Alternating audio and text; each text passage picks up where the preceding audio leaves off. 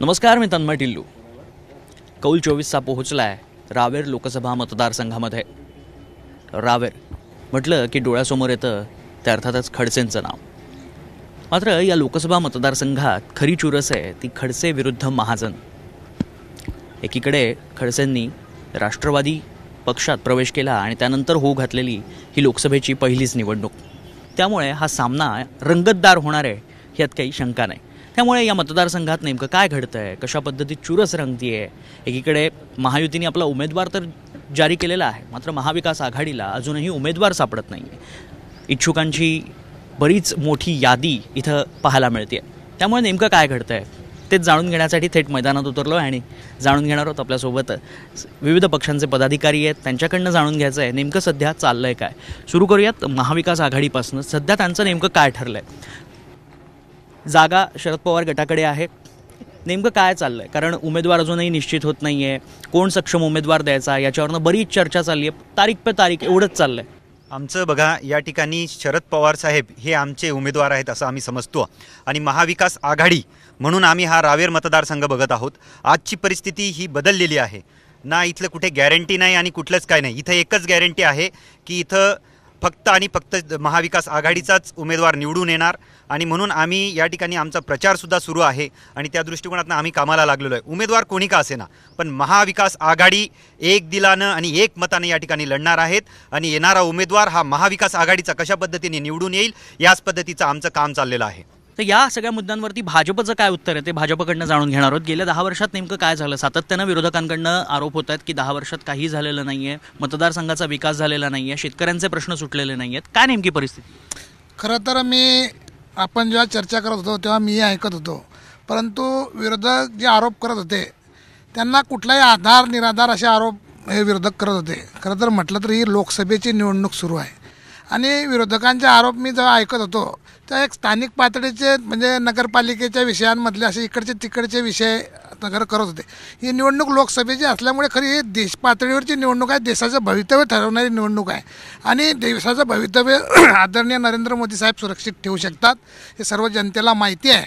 त्यामुळे या ठिकाणी विरोधकांचे सर्व जे आरोप आहे ते चुकीचे आहे आणि विरोधक जर आरोप करत असतील तर मला इथूनच सांगावं असं वाटतं मला विरोधकांना की आपण या आई मुक्ताईच्या मंदिराजवळ उभे आहे.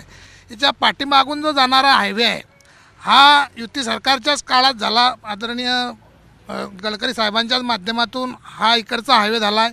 मागच्या बाजूचा जर 4 लेन बघाल आपण तर इथेच इतकी मोठी उपलब्धी रस्त्यांची ही केंद्र सरकारच्याच माध्यमातून या ठिकाणी झालेली आहे. इथे शिवसेना शिंदे गट आहे.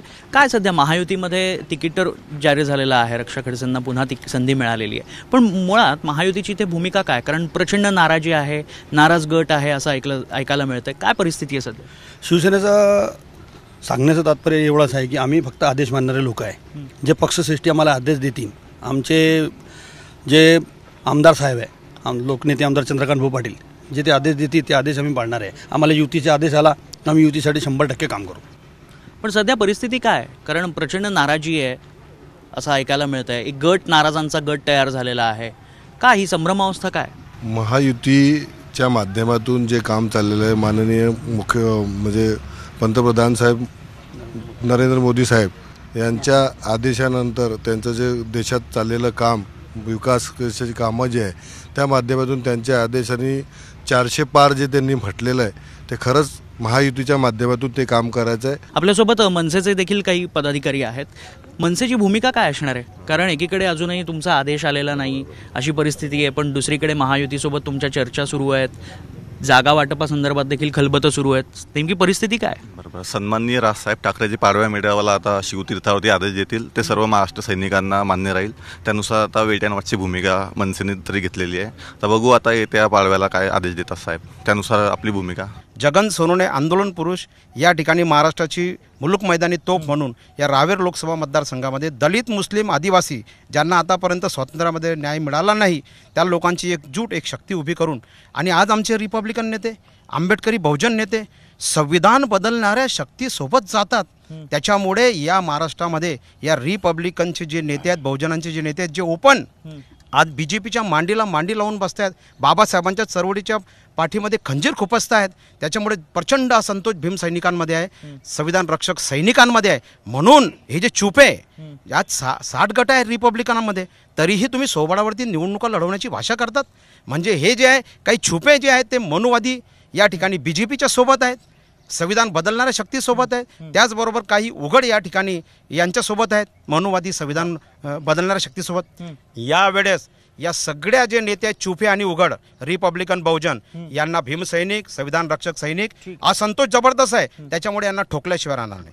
शेतकरी संघटनेची काय भूमिका असणार आहे? कारण इथला जो केळी उत्पादक आहे त्याला पिकांशी निगडीत पुढे व्यवसाय नाही आहेत किंवा त्या संदर्भातली यंत्रणा इथे नाही आहे आणि केळी उत्पादक आता हळदीकडे वळताना पाहायला मिळतोय. काय परिस्थिती आहे? जळगाव जिल्ह्यामध्ये सत्ताधाऱ्यांना रोज उठल्यावर सकाळी कोणाला फोडायचं, विरोधकांना उठल्यावर आपला कोण फुटला, ह्या धास्तीमध्ये सगळे त्यांचे प्रश्न, पत्रकार परिषदा, प्रेस नोट सगळ्या चालू आहे. प्रत्यक्षात मात्र शेतकऱ्यांचे कोणतेही प्रश्न न सोडता शेतकऱ्यांना फक्त गाजर दाखवण्याचं काम चालू आहे. पीक विम्याचा प्रश्न प्रलंबित आहे. 15 सप्टेंबरपर्यंत शेतकऱ्यांना त्यांच्या खात्यामध्ये पीक विम्याचे पैसे जमा होणे बंधनकारक होते. 15 सप्टेंबरपर्यंत पैसे मिळाले नसल्यास त्याच्यानंतर त्यांना शासन निर्णयानुसार, मोदी सरकारच्या शासन निर्णयानुसार 12% व्याजाने त्यांना पैसे देणे बंधनकारक होते. यांना व्याज सोडा, अजूनही मुद्दलही मिळालेली नाही. कापूस उत्पादक शेतकऱ्यांचा तसा प्रश्न प्रलंबित आहे. 21-22चे पैसे नुकसानग्रस्त गाळपिटीचे आता मिळाले, 22-23-24 अजून मिळालेली नाही. कुकुंबर मोजा, व्हायरक असो, ह्या बऱ्याच ज्या शेतकरी शेतमजूर आहे ह्या सगळे प्रश्न प्रलंबित असल्यामुळे आज स्वाभिमानी शेतकरी संघटनेच्या वतीने आम्ही दोघी लोकसभेमध्ये स्वतंत्र उमेदवार देणार आहोत. केळी उत्पादकांचा देखील तितकाच मोठा महत्त्वाचा प्रश्न आहे. केळी उत्पादकांचा प्रश्न खूप महत्त्वाचा आहे आणि केळी उत्पादकांचा प्रश्न बऱ्यापैकी या ठिकाणी सुटतो आहे. आपण जर बघितलं असेल तर गेल्या 2 वर्षात केळी उत्पादक असेल किंवा कुठलाही शेतकरी असेल याच्या खात्यावर या सरकारने 1 रुपया दिलेला नाही. परंतु गेल्या 2 वर्षापासून सरकारच्या माध्यमातून कापूस उत्पादक असेल, केळी उत्पादक असेल, त्याला मोठ्या प्रमाणावर दिलासा मिळतो आहे. या ठिकाणी पीक विम्याच्या बाबतीत काही प्रमाणात विमा कंपन्यांनी गोंधळ घातल्यामुळे या ठिकाणी परिस्थिती थोडी वेगळी झाली होती. परंतु आमचे खासदार उन्मेषदादा असतील, रक्षाताई असतील, आमचे गिरीश भाऊ असतील, इथले स्थानिक आमदार असतील चंद्रकांत पाटील यांच्या माध्यमातून पाठपुरावा करून आज या ठिकाणी बऱ्यापैकी शेतकऱ्यांना त्या पीक विम्याचाही लाभ मिळतो आहे. 23-24ला पंचनामे झाले नाही, पैसे मिळतील कसं काय? 23-24ला पंचनामे झाले ना भाऊ. अरे पंचनामे झाले नाही ना, पंचनामे झाले ना भाऊ, पंचनामे झाले नाही, पैसे कसं काय येतील? 22-23च्या पैसे आले, 23-24चे पंचनामे झाले नाही आणि 23-24ला 23 लोकसभेचा रावेर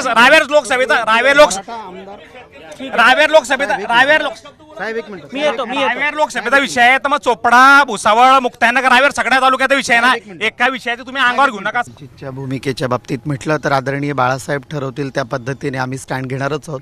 पण एकूणच रावेर लोकसभेच्या बाबतीत म्हटलं तर गेल्या 15 वर्षापासून आणि गेल्या 40 वर्षापासून रावेर लोकसभेमध्ये एके हाती सत्ता आणि घराण्यापुरती सत्ता मर्यादित ठेवण्याचं राजकारण केलं जातं आहे.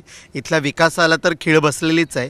पण प्रश्न प्रलंबित म्हटले तर प्रश्नांची लिस्टच इथे म्हणजे सुटले किती आहेत आणि राहिले किती आहेत असं काढायचं म्हटलं तर रावेर लोकसभा ही पोखरली गेली आहे पूर्णपणे आणि अंतर्गत धुसफुसीमुळे आपण तर बघतोच आहे काय होतं आहे. पण इथे फक्त ओढाताणीचं राजकारण केलं जाते. मागील इतिहास जर बघितला तर इथे सक्षम उमेदवार आजही राष्ट्रवादीमध्ये रवींद्र पाटील किंवा मग त्यांचं कोण देतात ते आम्हाला मान्य राहील. परंतु त्यांनी लवकर जाहीर केलं तर महाविकास आघाडीचे जेवढे आम्ही घटक पक्ष आहोत एकजुटीनं काम करणार, वरतून जे आदेश येतील ते आम्ही मान्य. तुम्ही आत्ता म्हणालात की खडसे साहेबांनी ऐन वेळेला तिकीट मागे घेतलं जेव्हा सुनेची उमेदवारी जाहीर झाली, म्हणजे नेमकं काय झालं? नाही, त्यांनी तब्येतीचे कारण दाखवलं. परंतु आज जनमतामध्ये असा विषय आहे की खडसे साहेबांनी सुनेचं तिकीट जाहीर झाल्यानंतर माघार घेतली. परंतु ते त्यांचा वैयक्तिक प्रश्न आहे, परंतु आम्हाला त्यामध्ये जायचं नाही. परंतु त्यांचं नाव डिक्लेअर झाल्यामुळे काँग्रेसनी ते जागेचा हक्क सोडला होता. म्हणून आम्हाला थोडे ते हे आहे किंवा खडसे साहेब जर असते तर मग आमचं थोडं विषय काँग्रेसला जागा हवी होती. काँग्रेसला जागा होती. गेल्या 10 वर्षापासून इथे भाजपाचं राज्यातील सरकार काँग्रेसचाच बालेकिल्ला होता काही काळाआधी. हो. तर 10 वर्षात कोणताही ठोस रोजगारांना रोजगार मिळेल असा कोणताही प्रकल्प इथे आलेला नाही आहे. खासदार मॅडम जे आहे त्यांनी शेतकऱ्यांसाठी किंवा कोणत्याही बेरोजगारांसाठी कोणताही इथे प्रश्न किंवा रोजगार उपलब्ध करून दिलेला नाही. त्याचप्रमाणे ह्या मुक्ताईनगर तालुक्यात 2 हायवे जात आहे, एक इंदोर अंकलेश्वर आणि इंदोर हैदराबाद. तर हे दोघं जे रस्ते जात आहे याच्यामुळे शेतकऱ्यांचं प्रचंड नुकसान होणार आहे. इथे जे पुरनाळा फाट्यावरने अंतोर्ली फाट्यावर उड्डाणपूल येणार आहे, त्या उड्डाणपुलामुळे शेकडो लोकांचे रोजगार इथे जाणार आहे. ह्या बाबतीमध्ये खासदार मॅडम कोणत्याही प्रकारचं प्रश्न ना केंद्रात मांडताना दिसले ना राज्यात मांडताना दिसलेले आहे. त्याच्यामुळे इथे 10 वर्षात कोणतेही काम दिसलेले नाही. तुम्ही सर्वसामान्यांमध्ये पाहून घ्या, भाजपाचे आज कोणीच नाही इथे. म्हणजे याचा अर्थ काय? बोला. डॉक्टर साहेबांनी आत्ताच सांगितलं की नाथाभाऊंचं ऐनवेळेस नाही, मागच्याच महिन्यामध्ये त्यांना हार्टचा प्रॉब्लेम आला होता. मतदारसंघ खूप मोठा आहे आणि या मतदारसंघात फिरणं आणि सगळ्याच दृष्टिकोनातून असणार आहे. आणि म्हणून या ठिकाणी आत्ता नाथाभाऊ जरी थोडंसं आजारपणामुळे थांबलेले असतील, परंतु त्यांचा पूर्ण पाठिंबा आहे. संपूर्ण महाराष्ट्रामध्ये ते आमचे स्टार प्रचारक आहे आणि नाथाभाऊंच्या सांगण्यानुसारच उमेदवार ठरणार आहे. त्याच्यामुळे असं काही गैरसमज करण्यात येऊ नये की नाथाभाऊंचं हे सगळं झालेलं आहे, परंतु नाथाभाऊंच्या सांगण्यानुसारच. आणि आजची परिस्थिती खूप चांगली आहे. काँग्रेस असो किंवा राष्ट्रवादी असो, याच्यातनंच उमेदवार निवडून येतील. त्याच्यामुळे आम्हाला 100% गॅरंटी आहे की या ठिकाणी शरदचंद्र पवार गटाचा उमेदवार निवडून येईल आणि येणाऱ्या लोकसभेमध्ये मग चर्चा का होत आहेत की अगदी ऐन वेळेला तिकीट बदललं किंवा उमेदवारी मागे घेतली? आधी त्यांनी तर दावे केले होते की मी लढणारच म्हणून. निश्चितच त्याच पद्धतीने दावे आणि त्याच पद्धतीने सर्वेही झाला होता.